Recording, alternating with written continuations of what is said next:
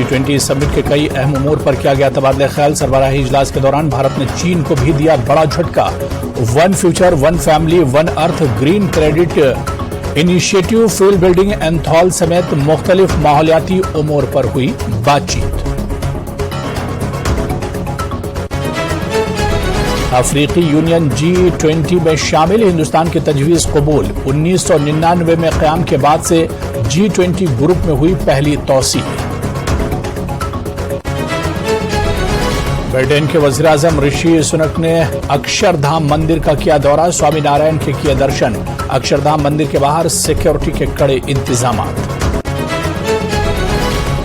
सियाती मकाम गुलमर्ग में 2 रोज़ा गुलमर्ग फेस्टिवल जारी। मुख्तलिफ सकाफती और तमद्दुनी प्रोग्रामों का किया गया इनेकाद। गुलमर्ग बोटा पथरी से गुलमर्ग तक हुआ साइकिल रेस का एहतमाम।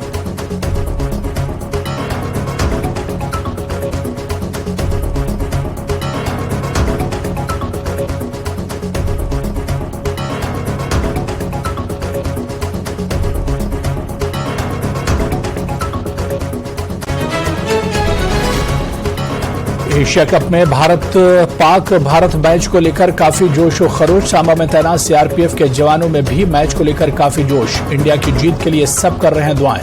पाक भारत मैच किसी जंग से नहीं है कम। टीम इंडिया की जीत के सब मुंतजिर।